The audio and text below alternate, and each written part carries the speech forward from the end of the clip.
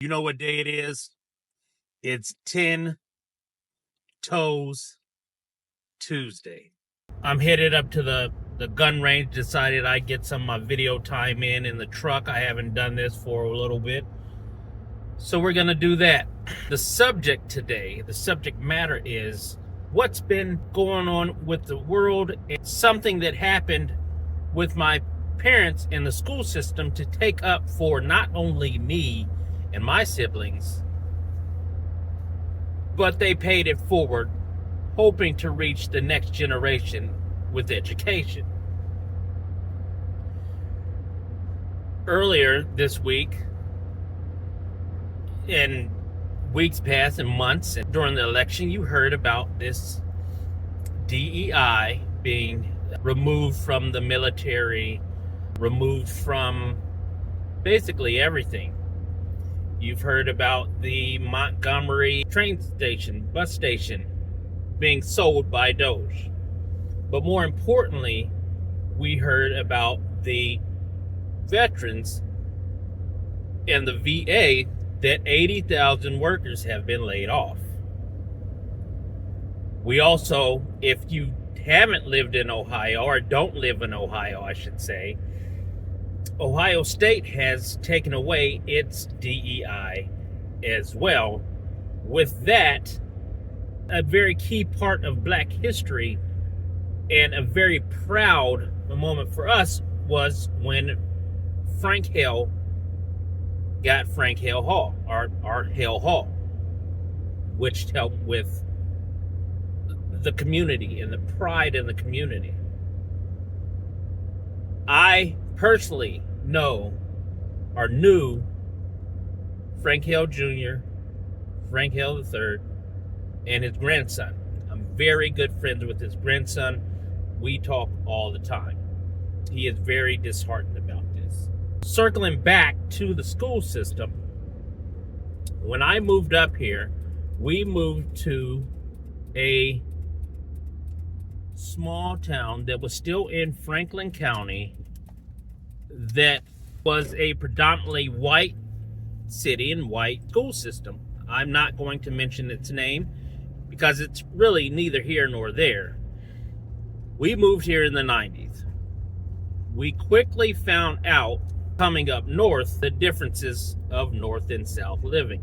In Alabama, they celebrated Black history.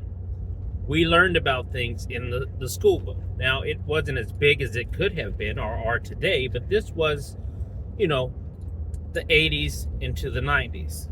The beginning of the 90s, I moved to Ohio. At this school I went to, there was no Black History Month. There was nothing for any other minority, Indians, Mexicans, Spanish, blacks, nothing at all. We had the little excerpt that was set up with the curriculum that in February we go over the slaves, Booker T. Washington, Harriet Tubman, the usual suspects that you get with textbooks in the school system. And I say usual suspects not as a disrespect to anyone or anything, because we have accomplished some great things in America. But my dad was a teacher, and that kind of hit him close. There were only 10 families, give or take a few, within this school system. I wanted to go to an all-black school. My parents said, no, this is going to be good for your education. It is one of the top public schools that we can send you to, and you need to learn about this because you're going to deal with people all your life. And it doesn't matter what color they are. What matters is you get the best education you can, because at one time, we were not even able to read. It was against the law to read, to do anything. We had to fight for all of that. So education was a huge, and still is a huge part of my family. Moving forward, What ended up happening was my parents went to the school board, had petitions signed, and ultimately had the first Black History Month in this school. He had it instituted with the help of my uncle, Frank Hale, and some others in the community. We got that institutionalized, and we had the first Black History Month. They had a few other cultural things that started, clubs, different things to make it where everyone felt comfortable, as they realized that 90%, pretty much 95% of the school system, 95% of the school system that I went to was predominantly white. It's not an easy thing to go to an all-white school, or probably for a white person go to an all-black school, or vice versa. But I'm glad my parents did that. I did get a pretty good education.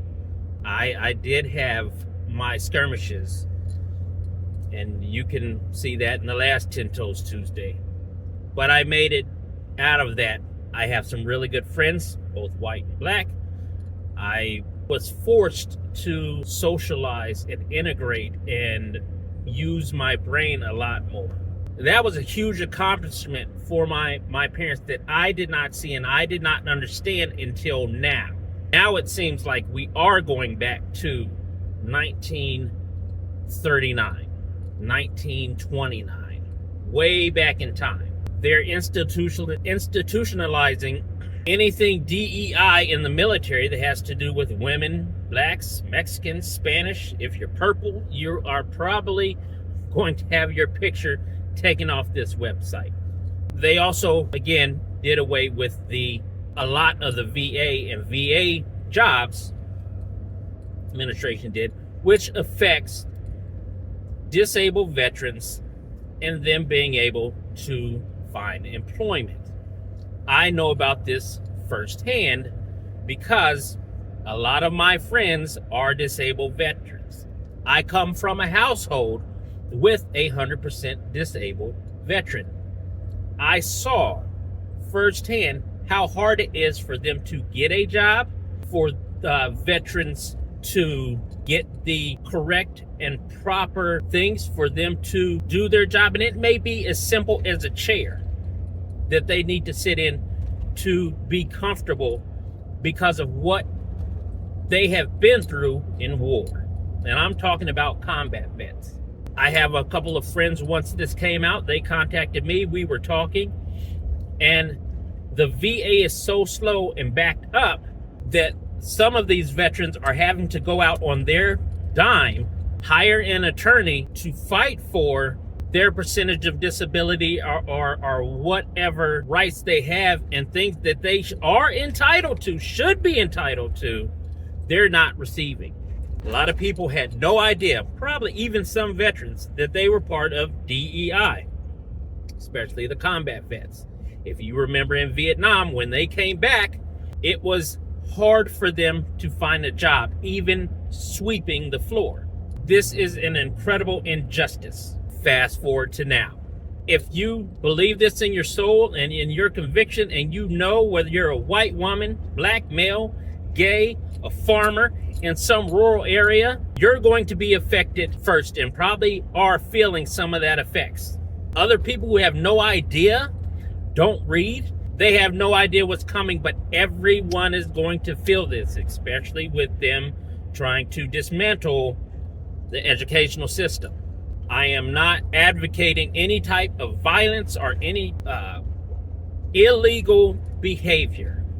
What I am advocating is this.